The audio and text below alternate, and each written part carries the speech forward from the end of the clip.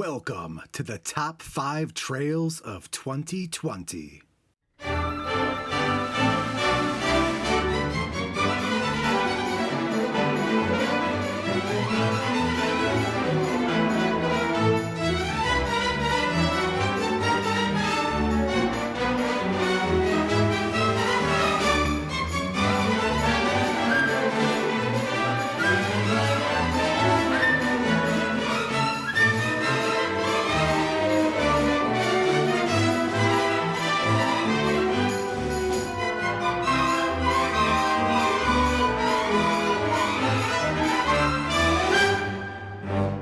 Number 5.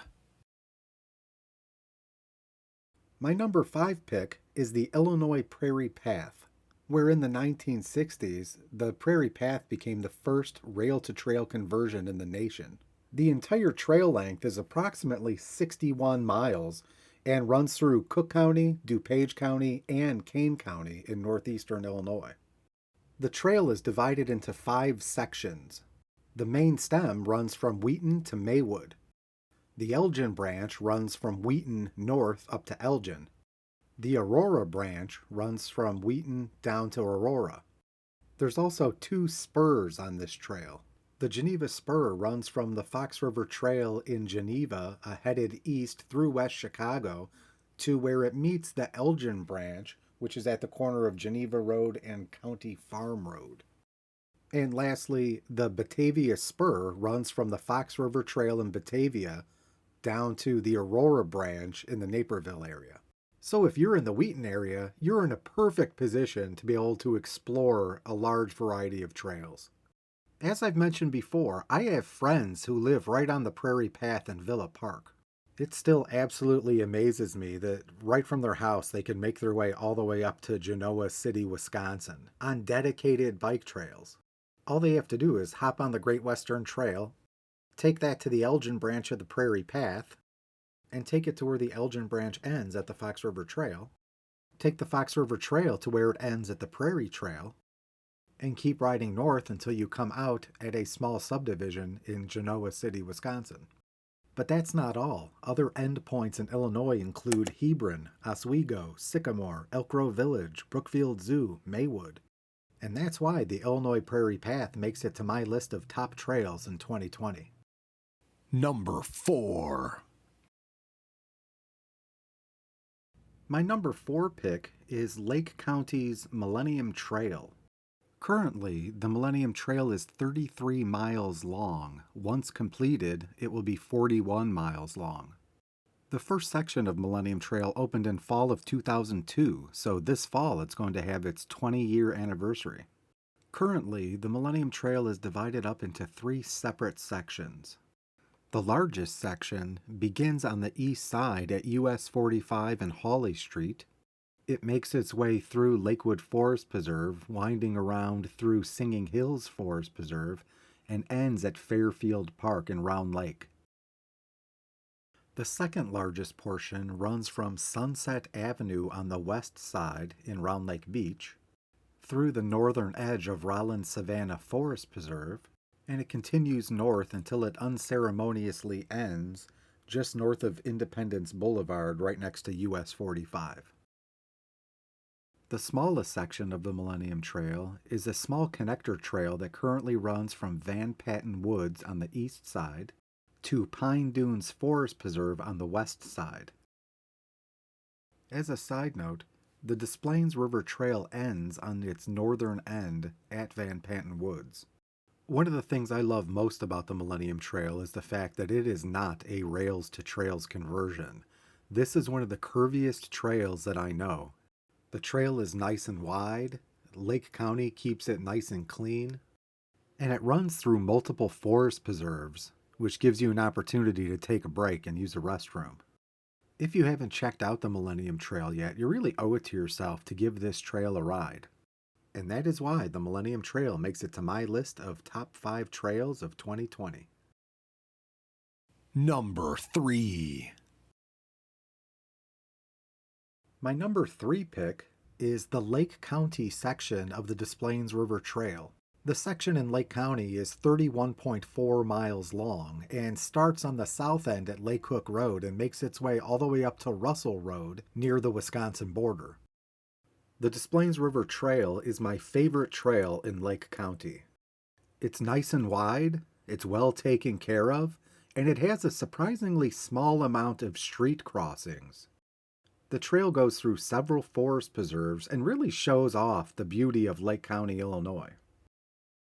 If you haven't checked out this trail before, I strongly encourage you to come out to Lake County to give this trail a ride. If you're only going to ride it once, I would suggest that you ride it during fall because when the leaves change, the whole area is really beautiful. The Des Plaines River Trail also intersects with some other trails which give you even more riding options. For example, if you're at the very north end of the Des Plaines River Trail, you could take the very small Millennium Trail connector trail to Pine Dunes Forest Preserve and do the loop there. While you're in Van Patten Woods, you could also do the Yellow Loop Trail. The Des Plaines River Trail also runs right through one of my favorite places in Lake County, Illinois, Independence Grove Forest Preserve. It opened in 2001 and has become one of Lake County's most popular recreation destinations. I like to use Independence Grove as a starting point for either a ride all the way up to Russell Road or all the way down to Lake Hook Road.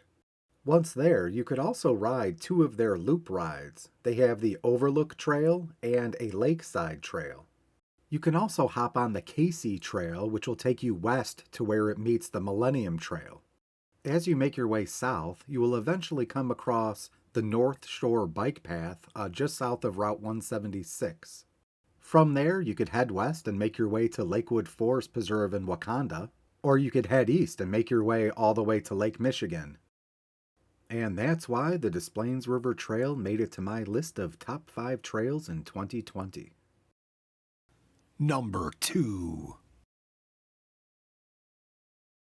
My number 2 pick is the Prairie Trail in McHenry County. The trail is right around 26 miles long and runs from Algonquin on the south end all the way up to Wisconsin on the north end. So the Prairie Trail basically runs the entire length of McHenry County. The trail is paved from Algonquin all the way up to Ringwood, and at Ringwood it changes to crushed limestone. You can also have horses on that section of trail. When you're on the northern end of the Prairie Trail, you'll have access to the Hebron Trail, which will take you west to Hebron. My favorite section on this trail is right in Crystal Lake, right through Stearns Woods. This area has lots of curves and lots of hills. When you're headed southbound, one of the hills is so steep that I can reach 30 miles per hour just coasting down the hill. Keep heading south and you'll eventually come across a gravel parking lot on Lorraine Drive. From that location, you can follow a couple trails and make your way to Veteran Acres Park. Once at Veteran Acres Park, you have access to Ridgefield Trace, another one of McHenry County's bike trails. Ridgefield Trace will take you from Veteran Acres Park all the way to Woodstock. Once in Woodstock, it's a short ride to Woodstock Square. Other highlights on the Prairie Trail include McCullum Lake, which is a perfect place to do a picnic. You'll also have access to everything that downtown Crystal Lake has to offer. And further north in Richmond, you have access to their dining district. Now, I haven't eaten at any of these restaurants yet, but based on how busy they get, I assume that they're pretty good. And that's why the Prairie Trail snags the number 2 spot on my top 5 list. Number 1. And lastly, my number 1 pick for 2020 is the Fox River Trail. The Fox River Trail runs from Algonquin on the north end all the way down 38.5 miles to Oswego on the south end. Almost all of the trail is paved. Once you're on the Fox River Trail, you have an incredible amount of riding options. You'll hit the Prairie Trail to the north, which also gives you access to the Hebron Trail and Ridgefield Trace. Heading south, you'll run into the Illinois Prairie Path. 4 of its 5 sections end at the Fox River Trail. From the Fox River Trail, you'll also have access to both the eastern and western section of the Great Western Trail. Keep going south and you're going to run into the Virgil Gilman Trail.